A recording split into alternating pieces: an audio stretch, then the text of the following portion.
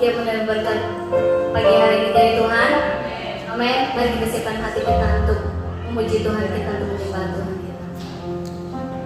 Tuhan, kami bersyukur buat pagi hari ini karena kasih-Mu Tuhan kami ada di tempat ini ya Bapa.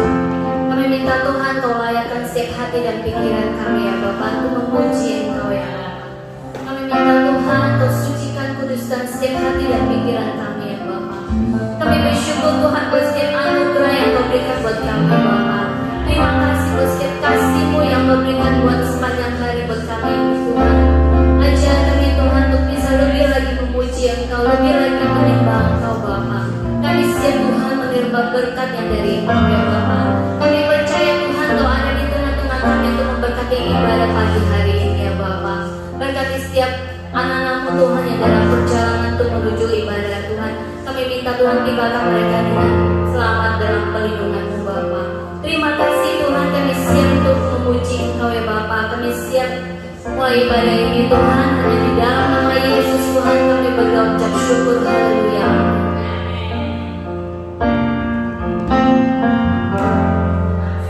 Mari kita terpuji hari ini.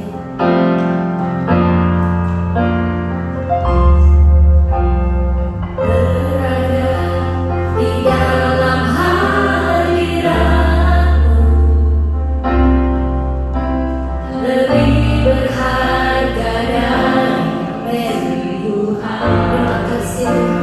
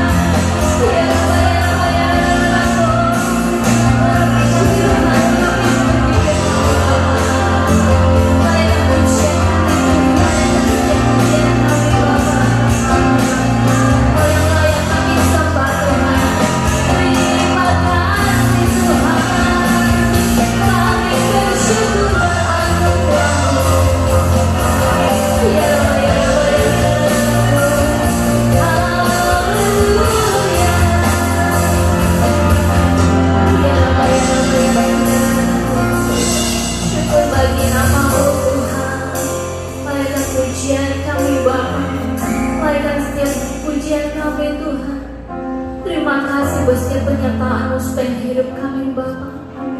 Kami bersyukur bersetiap kasih-Mu Tuhan. Ingatkan kami setiap kasih-Mu Bapa pada kami Tuhan. Ingatkan Tuhan setiap anugerah yang Kau berikan buat kami. Kami mau Tuhan berjalan dalam pimpinan-Mu Bapa. Ajar kami tetap setia Tuhan berjalan dalam pimpinan-Mu Tuhan. Pimpin kami setiap waktu Bapa. Kami percaya Tuhan Kau selalu ada di samping kami Bapa. Dalam situasi apapun Tuhan Kau selalu ada beserta kami Bapa. Terima kasih Tuhan, terima kasih Bapa bersetiap anugerah-Mu Bapa. Kami bersyukur Tuhan, layak pujian kami ini Tuhan. Terima kasih Bapa. Terima kasih Roh. Bila Engkau tak bersertaku, kami tidak mau berjalan tanpa Engkau.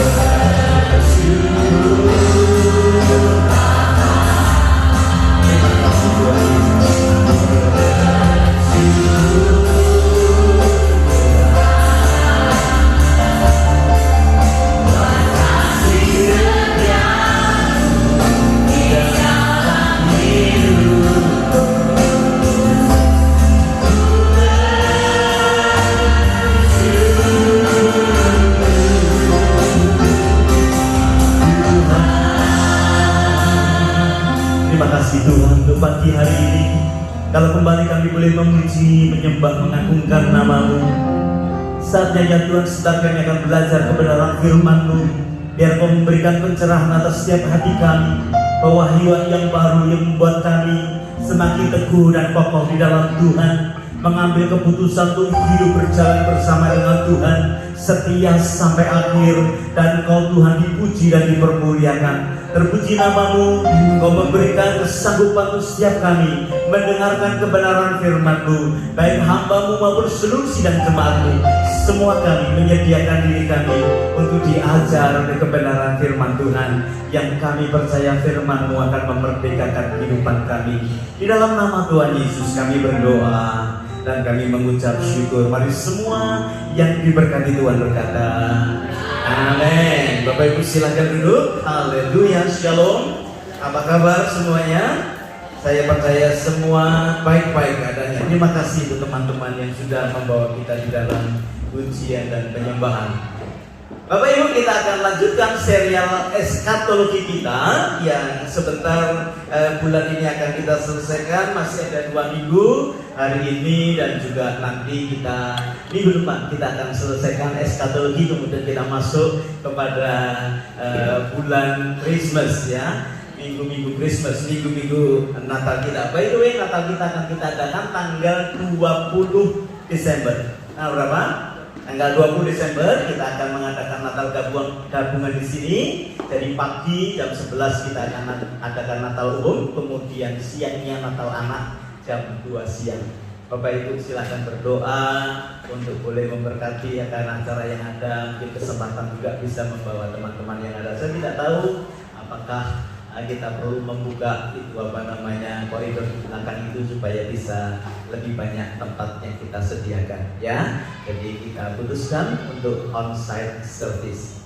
Jadi kita Natal kita akan tanggal 20. Baik Bapak Ibu, kita akan lanjutkan hari ini dengan serial Millennium. Millennium itu artinya 1000 ya. 1000 tahun. Mille itu artinya 1000, annum itu artinya tahun. Bapak Ibu, kita akan review sebentar tentang apa yang sudah kita pelajari selama 4 minggu ini. Ya, yang pertama minggu pertama kita belajar tentang orang benar dan orang fasik. Ya, jadi kemudian kita bisa mengetahui apa ciri-ciri orang yang benar di hadapan Tuhan. Kemudian minggu yang kedua kita belajar tentang kedatangan Tuhan, di mana orang benar akan diangkat melalui rapture, kemudian orang fasik ditinggalkan. Bapak Ibu yang dikasihi Tuhan, good people don't go to heaven, tetapi forgiven people, dia yang akan pergi ke surga. Jadi bukan orang yang baik yang masuk surga, tetapi orang yang diampuni dosanya yang masuk di dalam kerajaan surga. Kemudian minggu yang lalu kita belajar tentang tribulasi, yaitu 7 tahun masa sengsara. Kita tahu apa yang terjadi di dunia ini ketika 7 tahun masa sengsara itu antikris muncul. Akan ada 7 meterai yang dibukakan. Kemudian 3,5 tahun yang kedua adalah 7 sangkakala yang dibunyikan, dan kemudian cawan murka Allah disampaikan. Dan itu semua adalah penderitaan yang luar biasa. Dan kita ingat apa yang akan terjadi untuk orang-orang yang diangkat di dalam rapture 3,5 tahun pertama. Kita akan menerima reward tahta pengadilan bima ya. Jadi kita mendapatkan reward apa yang kita lakukan di atas muka bumi ini.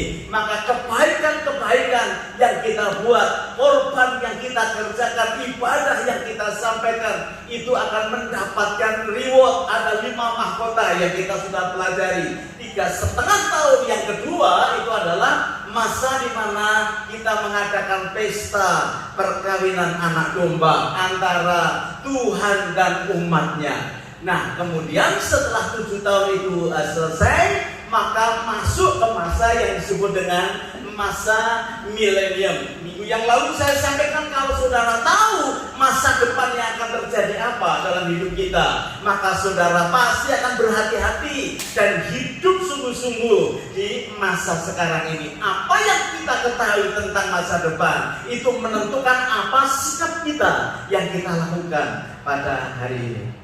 Nah, saudara yang dikasihi Tuhan, saya percaya hari ini atau minggu ini adalah minggu happy, ya, happy Sunday. Kenapa? Karena kita belajar soal kerajaan 1000 tahun.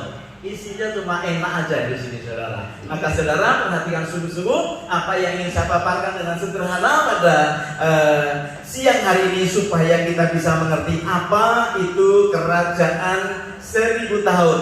Kita hanya melihat di dalam kitab Wahyu pasal yang ke-20. Bapak Ibu, satu-satunya pasal di dalam Alkitab yang membicarakan tentang the millennium atau kerajaan 1000 tahun itu hanya di kitab Wahyu pasal 20. Jadi saudara nanti bisa cek di rumah, saudara baca ulang dan renungkan baik-baik apa yang kita akan terjadi dalam setiap kehidupan kita. Baik Bapak Ibu, kita akan melihat Wahyu pasal yang ke-20 ayat 1 sampai ayatnya yang ketiga terlebih dahulu. Apa yang terjadi? Iblis diikat. Lalu aku melihat seorang malaikat turun dari surga memegang anak kunci jurang maut dan suatu rantai besar di tangannya. Ia menangkap naga si ular tua itu, yaitu iblis dan Satan, dan ia mengikatnya 1000 tahun lamanya, lalu melemparkannya ke dalam jurang maut dan menutup jurang maut itu dan memeteraikannya di atasnya supaya ia jangan lagi menyesatkan bangsa-bangsa sebelum berakhir masa 1000 tahun itu. Kemudian daripada itu ia akan dilepaskan untuk sedikit waktu lagi lamanya. Setelah masa 7 tahun itu, Tuhan akan bersama dengan orang-orang kudusnya turun dari surga untuk ada di bumi memerintah secara fisik, tetapi tubuh yang dipakai adalah tubuh kemuliaan. Sementara yang diperintah atau semuanya akan ada di bumi ini masih pakai tubuh secara nyata, yaitu orang-orang yang tertinggal dari masa rapture yang ada. Jadi ini luar biasa kalau saudara dan saya nanti bersama Tuhan di surga. Setelah masa tribulation itu kita akan turun bersama-sama memerintah dengan Tuhan di atas muka bumi ini. Nah, pada masa pertama 1000 tahun itu iblis diikat, saudara. Ya, itu sebabnya masa itu disebut dengan masa damai, karena iblis diikat selama 1000 tahun masuk ke dalam jurang maut, ya. Yang nanti setelah masa itu hampir selesai dilepaskan lagi untuk diberi kesempatan tapi cuma sedikit, yaitu apa? Untuk menyesatkan. Siapa yang disesatkan? Orang-orang yang diperintah selama 1000 tahun itu yang tetap hatinya menolak akan Tuhan. Ya, luar biasa. Kita lihat sekarang ayatnya yang ke-4 sampai ayatnya yang ke-6. Kalau saya tidak salah ya, kita melihat ayat yang ke-4. Ini pemerintahan 1000 tahun, ya. Wahyu pasal 20 ayat 4 sampai ayatnya yang ke-6. Lalu aku melihat tahta-tahta dan orang-orang yang duduk di atasnya. Kepada mereka diserahkan kuasa untuk menghakimi.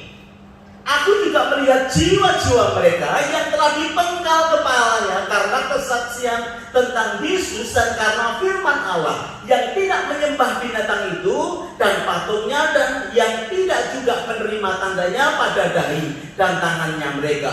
Dan mereka hidup kembali dan memerintah sebagai raja bersama-sama dengan Kristus untuk masa 1000 tahun. Tetapi orang-orang mati yang lain tidak bangkit sebelum berakhir masa yang 1000 tahun itu. Inilah kebangkitan pertama. Berbahagialah dan kuduslah ia yang mendapat bagian dalam kebangkitan pertama itu. Kematian yang kedua tidak berkuasa lagi atas mereka, tetapi mereka akan menjadi imam-imam Allah dan Kristus, dan mereka akan memerintah sebagai raja bersama-sama dengan Dia 1000 tahun lamanya. Nah, Bapak Ibu Saudara yang dikasihi Tuhan, kita akan melihat melanjutkan sedikit lagi, yaitu ayatnya yang ke-7 sampai ayatnya yang ke-10. Kita baca hari ini Wahyu pasal 20 ayat 1 sampai yang ke-10. Nanti kemudian kita akan melihat apa yang bisa kita bicarakan. Nah, Saudara, iblis dihukum. Dan setelah masa 1000 tahun itu berakhir, iblis akan dilepaskan dari penjaranya. dan dia akan pergi menyesatkan bangsa-bangsa pada keempat penjuru bumi, yaitu Gog dan Magog, dan mengumpulkan mereka untuk berperang, dan jumlah mereka sama dengan banyaknya pasir di laut. Maka naiklah mereka ke seluruh dataran bumi, lalu mengepung perkemahan tentara orang-orang kudus dan kota yang dikasihi itu. Tetapi dari langit turunlah api menghanguskan mereka, dan iblis yang menyesatkan mereka dilemparkan ke dalam lautan api dan belerang, yaitu tempat binatang dan nabi palsu itu, dan mereka disiksa siang malam sampai selama-lamanya. Jadi iblis sudah dimasukkan ke neraka atau belum? Belum ya? Jadi mereka masih diberi kesempatan untuk menyesatkan bangsa-bangsa, sampai nanti dia diikat pada waktu masa 1000 tahun, dan semua kita memasuki masa damai. Nah ini kan yang diidam-idamkan oleh setiap orang, ya toh, kedamaian, kemudian kesuksesan, kemudian kemakmuran, ya. Apa yang akan terjadi di masa 1000 tahun itu nanti? Bapak Ibu yang dikasih Tuhan, pada saat itu nanti Tuhan Yesus akan datang ke bumi dan bertata di bumi di dalam tubuh kemuliaannya, bersama-sama dengan orang-orang salehnya, bersama-sama dengan saudara dan saya. Kalau kita sama-sama menjaga iman dan terus kuat di dalam Tuhan. 1 Korintus pasal yang ke-15 ayat yang ke-25 dikatakan seperti begini. Karena ia harus memegang pemerintahan sebagai raja sampai Allah meletakkan semua musuhnya di bawah kakinya.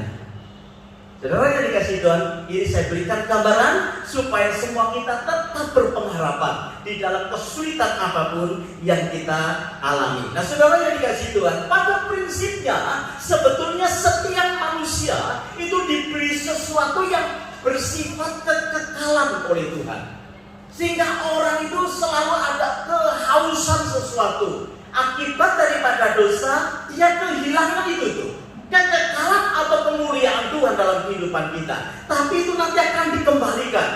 Saudara yang dikasih Tuhan, manusia selama ini tidak akan pernah puas dengan apa yang dia akan capai, karena memang belum masuk ke masa itu. Tetapi ketika kita memasuki masa 1000 tahun nanti, saudara akan mengalami kepuasan yang luar biasa. Karena apa? Karena di situ kita akan melihat keadilan Tuhan, kita akan melihat kedamaian yang bisa kita alami dalam setiap kehidupan kita. Kita bisa mengalami apa yang disebut dengan kemakmuran yang sungguh-sungguh. Saya berharap saudara diam ini, merekam atau memperhatikan ya, jangan sampai ngantuk. Sama sebelah dulu, jangan sampai ngantuk. Karena ini sudah kita siapkan sungguh-sungguh supaya saudara nangkap walaupun sedikit ya. Haleluya. Bapak Ibu saudara dikasih Tuhan, itu yang terjadi, yaitu Tuhan akan turun bersama. Saudara kalau kurang jelas nanti kita bisa face ya, tetapi saya akan memberikan gambaran ini secara cepat supaya saudara bisa nangkap itu. Nah, kita akan melihat ciri milenium atau ciri 1000 tahun pemerintahan Tuhan itu. Yang pertama, keadilan dan kebenaran itu terjadi. Karena apa? Sumbernya yaitu Tuhan Yesus sendiri. Ya. Kalau rajanya Tuhan, maka kebenaran dan keadilan itu akan terjadi. Sebab saat ini saudara, yang namanya kebenaran itu sudah tidak menjadi absolut lagi, sudah menjadi relatif. Ya toh? Contoh air. Menurut saudara yang disebut air apa? Yang betul-betul air itu apa? Apakah air yang sirup molekulnya, ataukah air ya, ataukah common water? Ya kan begitu. Berarti yang air yang benar itu ya yang ini. Yang lain berkata, oh bukan, yang benar yang ini. Gitu. Sudah jadi relatif. Padahal yang dimaksud air sudah air yang kita minum itu. Nah orang kalau umurnya sudah mulai di atas 60, saudara ya, mudah sekali kena dehidrasi ya, kalau nggak salah ya. Karena nggak merasa haus, padahal tubuhnya butuh air, saudara. Makanya kalau sudah mencapai umur 60, saudara, minum aja. Setiap berapa jam minum saja, saudara ya. Atau saudara memfasilitasi kalau punya teman umurnya ada yang sudah 60, hampir sih, saya sudah hampir, saudara ya. nggak mau minum, kasih minum aja, saudara. Sudah, kebenaran sudah relatif. Ya, saya sering berkata, sekarang ini, zaman akhir ini, yang absolut apa? Yang absolut itu adalah kebaikan. Orang harus berbuat baik, itu absolut, saudara. Karena kita juga tahu bahwa untuk melakukan kebaikan, Tuhan menyediakan upah di dalam setiap kehidupan kita. Jangan berhenti berbuat baik. Tapi yang kebenaran sekarang ini relatif. Sampai nanti menjadi absolut lagi ketika Tuhan memerintah di atas muka bumi ini. Ciri yang kedua, milenial itu adalah kedamaian yang terjadi. Selalu ada solusi di dalamnya. Kenapa kita hari-hari sulit untuk damai? Karena di dalam setiap persoalan kita hampir sering tidak ada solusinya. Perkara kecil saja bisa menjadi sesuatu yang besar, sehingga tidak mendatangkan damai dalam kehidupan kita. Ya, kita mulai dari rumah tangga kita saja, saudara. Ya, susah kita mencarikan satu kedamaian yang sejati, kecuali apa? Menyerahkan segala haknya ke dalam tangan Tuhan. Nah, pada masa 1000 tahun ini, kedamaian akan menjadi sesuatu yang bisa kita alami luar biasa. Yang ketiga, ada kemakmuran yang luar biasa terjadi di mana-mana. Tanah sangat mudah sekali untuk menghasilkan satu produksi. Semua yang kita tabur menghasilkan satu hasil yang luar biasa, dan itu terjadi di mana-mana. Jadi 3 aja sudah enak ya.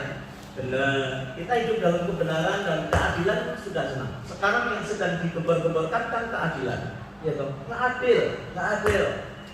Dari kubu A, dari kubu B, ya, semua menuntut keadilan. Anak pembagian waris nggak adil, peraturannya harus dirubah. Nah, Bapak Ibu sudah dikasih Tuhan, akan ada kebenaran, akan ada keadilan, akan ada kedamaian. Yang ketiga, akan ada kemakmuran. Yang keempat, ada sukacita besar. Haleluya. Bapak Ibu, lagu tadi bagus ya, anggur baru tercurah supaya saudara dan saya mengalami sukacita. Ya. Nanti pada masa 1000 tahun, saudara, tidak usah dicari. Sukacita itu luar biasa di dalam kehidupan kita. Siapa yang hari-hari ini sedang sakit atau susah, nggak bisa senang hidupnya, saudara sabar sebentar lagi. Sukacita akan kita alami ketika kita memasuki masa 1000 tahun. Kelima, pernyataan kuasa Roh Kudus dinyatakan terjadi di mana-mana. Orang bisa melihat karya Roh Tuhan yang luar biasa di atas muka bumi ini. Keenam, semua makhluk bisa mengalami keadilan di atas muka bumi ini. Karena saat itu Tuhan yang memerintah bersama umatnya. Betul-betul. Ini kan bumi masih dalam keadaan fisikal yang manusia yang yang diperintah itu. Mereka bisa merasakan, tidak hanya manusia, semua yang ada di atas muka bumi ini masih ada, saudara, dan rasanya semuanya dalam keadaan baik. Yang ketujuh, tidak ada kutuk lagi, kutuk ditiadakan. Sekarang ini banyak anak Tuhan yang masih hidup di dalam kutuk. Baik itu kutuk keturunan, baik itu kutuk dosa, itu sudah tidak ada. Karena apa? Tidak ada yang memperdaya, tidak ada yang membuat membuat manusia jatuh di dalam dosa pada saat itu. Iblisnya diikat 1000 tahun. Ya. Jadi semua tidak ada kutuk lagi pada masa 1000 tahun itu. Kutuk diangkat apapun yang menjerat manusia hari-hari ini, ya. Orang berkata seperti begini, saya ini salah apa? Saya sudah ke gereja, tetapi kok masih saja mengalami hal-hal yang buruk. Nah, kemudian di dalam konseling ternyata dia pernah diserahkan kepada kuasa-kuasa kegelapan. Orang tuanya masih menyembah berhala, kutuknya turun. Alkitab berkata 7 turunan itu turun, ya toh?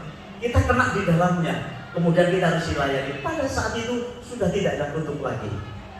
Wah, saya excited untuk bisa hidup seperti begitu, saudara ya. Apalagi yang terjadi dari diri, kesakitan sudah tidak ada, diangkat saudara. Padahal saudara bayangkan pada waktu masa tribulasi itu cawan murka itu dilepaskan, ada penyakit bermacam-macam. Tetapi pada masa 1000 tahun itu diangkat saudara, tidak ada sakit penyakit satupun. Oh, luar biasa. Kita akan hidup di satu masa, atau sih bisa bayangkan siapa yang tidak pernah sakit? Ada nggak? Mungkin ada kali ya, 1-2 di antara manusia di bumi ini dari lahir sampai mati tidak sakit. Mungkin ada gitu. Ada nggak? Nggak ada. Kita tidak keluar dari rumah juga sakit. Keluar dari rumah juga sakit. Kita ini dibunuh sama penyakit, saudara ya kan? Nggak ada ya. Nah nanti tidak ada. Saudara mau jatuh juga nggak sakit kali. Ya. Kalau tidak ada kesakitan. Kemarin saya dengar ada orang lompat dari apartemen di city, ya. Ada 2 orang, suami dan istri. Kapan itu terjadi? Siapa yang cerita sama saya? Lompat karena sesek, artinya sesek, saudara. Nggak bisa mengatasi. Mati loh, saudara. Saya harap sih nanti pada masa 10 tahun tidak ada yang coba-coba lompat dari apartemennya. Makanya kalau punya apartemen jangan di tingkat tinggi-tinggi, ya. Apartemen tingkat 1 saja. Ya, kalau ada apartemen jangan cari yang tingkat 7, tingkat 8. Kemarin saya besuk seorang rekan kita, rumahnya di lantai 7, saudara. Saya lihat ke bawah, kaki saya gemeter. Itu kalau lompat ya pasti mati. Kalau cari apartemen nggak usah tinggi-tinggi, lantai 1 aja. Kalau mau lompat bakal mati. Kali keseleo, seleo patah tulang gitu ya, saudara ya. Nanti tidak ada sakit penyakit. Yang ke-8, yang ke-9, ada perlindungan secara supranatural. Wah. Sekarang orang harus membayar bodyguard untuk pergi kemana-mana. Tapi pada saat itu ada supernatural protection. Ada perlindungan secara supranatural. Kemudian yang ke-10, cirinya reproduksi yang sangat subur. Saudara nanti akan meledak itu pertumbuhan manusia. Sekarang ini ada di beberapa tempat di Indonesia yang karena nggak tahu budaya atau bagaimana, saudara ya, pokoknya kalau mau berhubungan seksual pergi ke hutan, pergi ke hutan, ketemu laki-laki, ketemu perempuan, udah kemudian keluar, udah gitu aja. Yang penting reproduksi, katanya seperti begitu. Jadi kalau lahir anak nggak tahu siapa bapaknya, saudara. Karena bereproduksi. Nah nanti saudara sangat subur sekali. Orang akan dengan mudah sekali untuk makanya jumlah kelahiran akan cepat sekali. Luar biasa. Ini ya, yang belum punya anak secara fisikal tunggu sampai ini nanti reproduksi. tapi khusus untuk yang tidak diangkat, saudara ya, yang masih tertinggal itu tadi, yang secara fisikal. Kalau yang sudah diangkat kan tubuhnya sudah memiliki tubuh kemuliaan, sudah tidak ada kawin dan menghamilkan lagi, Bapak Ibu, ya. Nah, kemudian yang ke-11 yaitu tidak ada kemalasan di sana, tidak akan malas, saudara. Hebat ya? Ada satu masa di mana orang tidak bisa malas, adanya cuma semangat. Nah sekarang ini kita ini menghadapi satu masa yang semakin rumit dan banyak orang menjadi semakin malas. Ada riset yang dikatakan ada satu suntikan neurobion atau apa yang bisa membuat orang itu bisa menjadi bergairah. Tapi kenyataannya ketika diaplikasikan, yang malas disuntik sama neurobion tambah malas, saudara. Hari-hari akhir ini banyak orang malas. Saya berharap saudara jangan begitu. Kita justru menjadi orang-orang yang semakin semangat. Saudara pernah dengar perlombaan malas? Perlombaan malas dalam satu kampung dimenangkan oleh seorang yang malas. Kemudian diminta datang untuk menerima hadiah. Ialah malas. tapi dia tetap tidak datang. Karena apa? Dia berkata gini, tolong caranya bawa ke sini. Wah, ini super males sebenarnya. Nanti tidak ada kemalasan. Orang bersemangat, orang bergairah seperti saudara dan saya hari ini. Pagi-pagi sudah bangun, pagi-pagi sudah bekerja, kemudian sampai larut malam. Oh, melayani. Saudara tidak ada malas lagi di situ. 1000 tahun dalam tanda yang luar biasa, gairah, semangat yang luar biasa, aktif, rajin. Gambaran seperti ini membuat kita bisa membayangkan 1000 tahun akan dinikmati. Loh Pak, kok bisa sampai 1000 tahun? Loh, dulu itu sebelum zamannya Nuh, saudara ya, manusia itu bisa panjang hidup, saudara. Nanti dikembalikan. Ya. Jadi satu suasana yang luar biasa karena Tuhan menciptakan manusia. Sebetulnya untuk seperti begitu ada masa-masa indah yang manusia harusnya bisa menikmati, saudara. Dan itu akan dipulihkan oleh Tuhan, itu akan dikembalikan oleh Tuhan. Dan kita bisa mengalaminya ketika masa kerajaan 1000 tahun itu ada. Nah, tubuh apa yang dipakai selama 1000 tahun itu? Tubuh apa? Ya. Buat orang yang percaya dan yang diangkat, kita akan mengenakan tubuh kemuliaan. Ya, saudara tahu nggak tubuh kemuliaan itu bentuknya tubuh?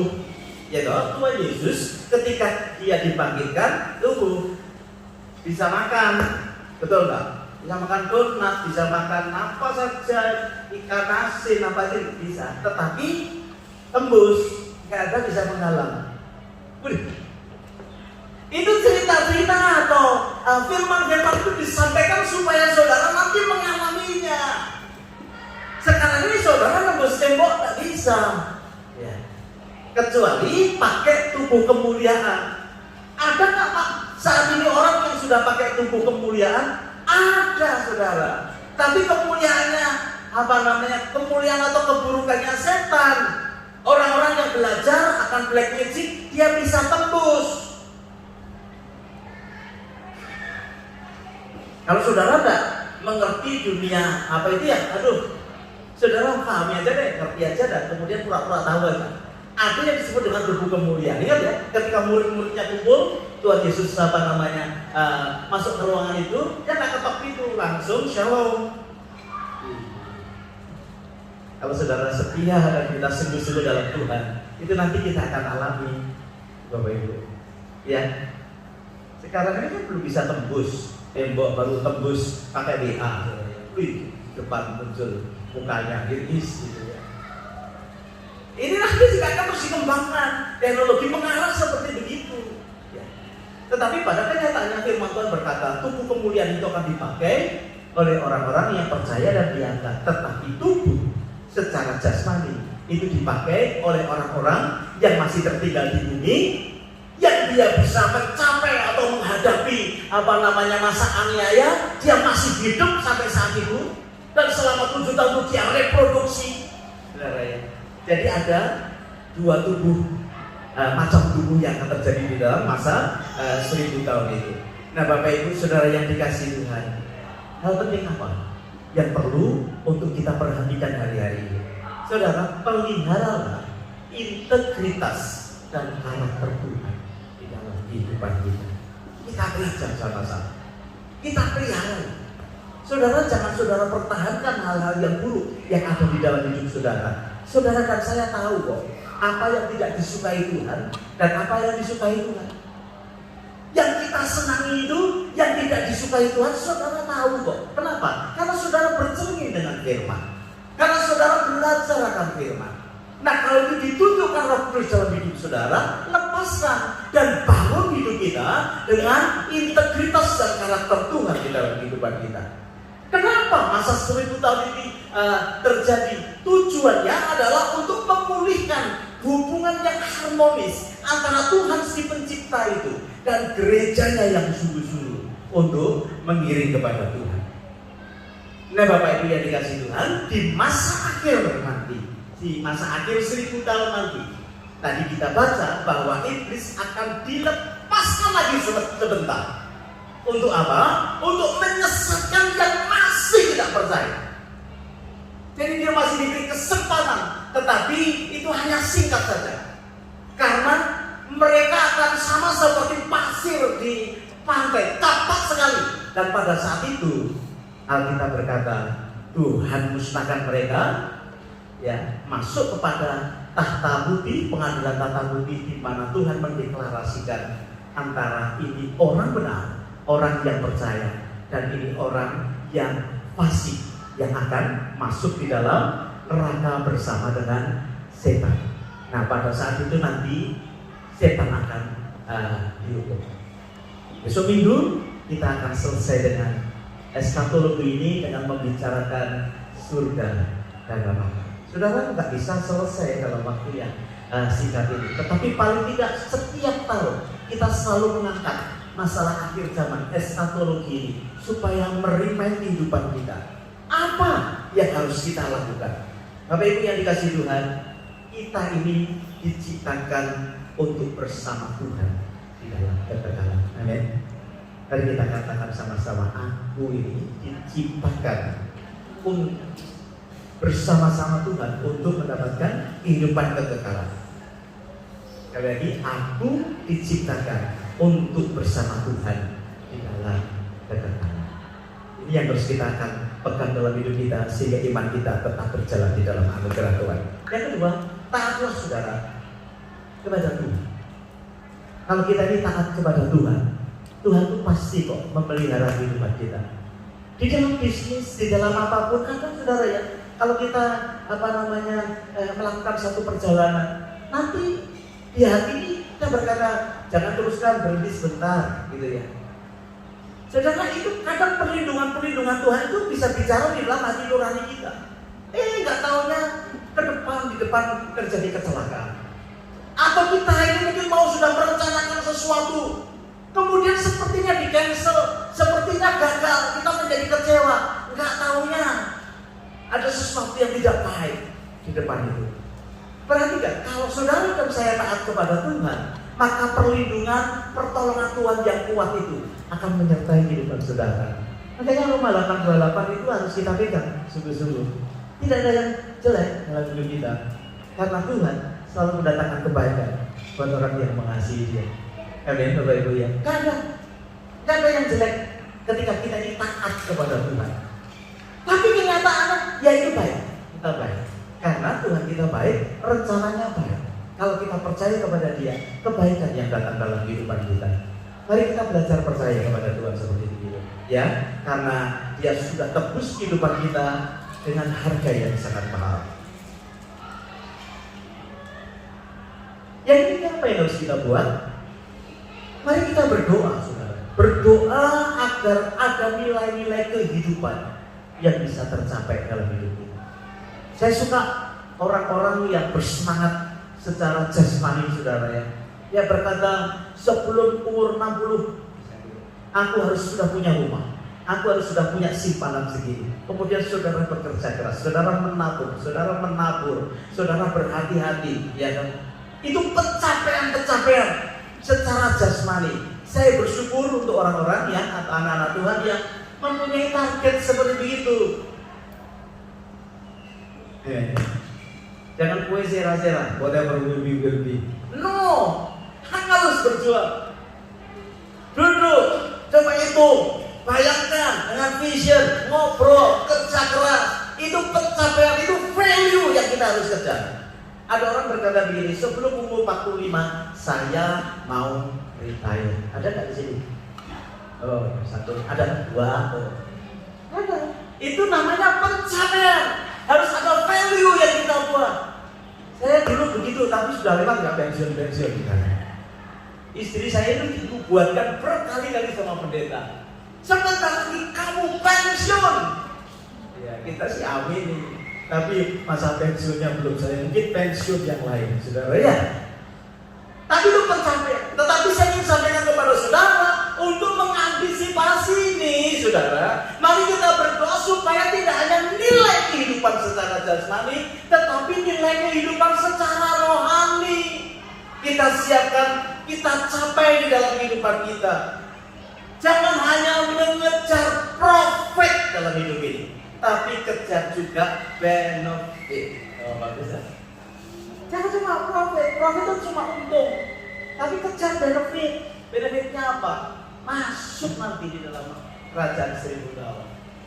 Sebelum masa habis, saudara sudah bersuka cita karena kita akan diangkat bersama dengan Tuhan. Kejar itu.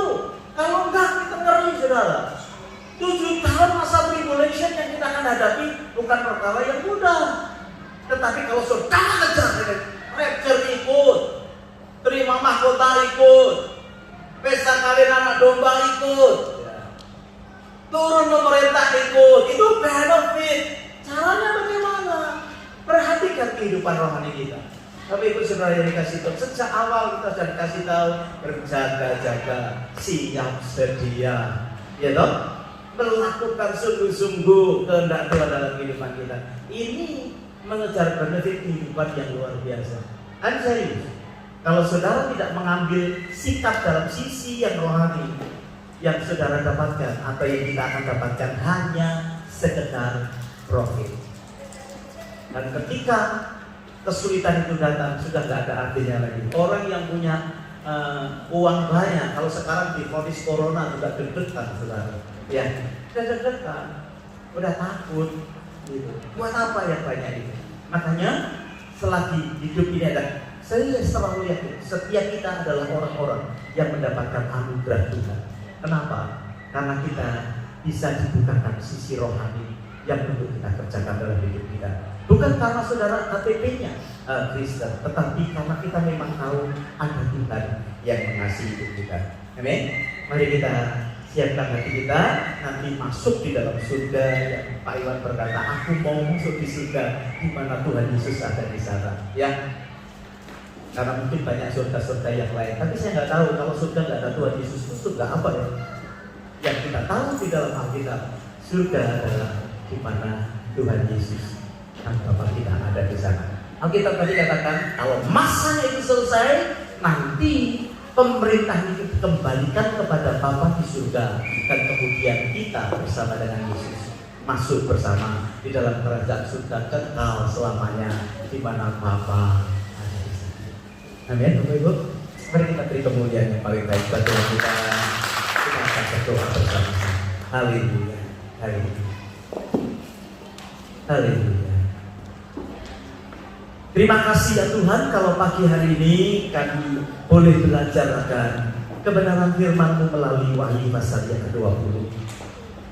Mungkin dengan sangat sederhana kami bisa melihat bagaimana Engkau mempersiapkan setiap kehidupan sidang jemaat-Mu di tempat ini. Hari ini Tuhan mau melihat setiap hati anak-anak. Kalau ada yang belum siap untuk menghadapi masa akhir ini, biar Engkau mempersiapkan setiap kehidupan kami. Kami sadar setiap tahun kami mempelajari, setiap tahun kami mendengar. Kami percaya kalau kami masih hidup saat ini adalah kesempatan untuk kami mempersiapkan. Kalau ada yang mengalami kesulitan, penderitaan hari-hari, tekanan kehidupan yang luar biasa, di dalam nama Yesus Kau memberikan kekuatan. Bapak Ibu, Kau yang membutuhkan uluran tangan-Mu, cukup Kau taruh tangan-Mu di dada. Saya berdoa saat ini di dalam nama Yesus. Segala sesakan, segala pertanyaan-pertanyaan kehidupan yang belum terjawab, kita sebagai anak-anak Tuhan, mari kita belajar percaya dan di dalam nama Yesus Tuhan berikan penghiburan kepada-Mu, kelegaan kepada-Mu, setia sampai akhir, hidup di dalam kebenaran, hingga pada saat pengangkatan itu nanti terjadi, kita semua diangkat di awan-awan bersama dengan Tuhan, menikmati pesta kawin anak domba di surga, dan turun kembali ke bumi memerintah bersama dengan Tuhan dalam kerajaan 1000 tahun. Masa damai yang luar biasa sebelum kita semua masuk di dalam kekekalan di kerajaan surga.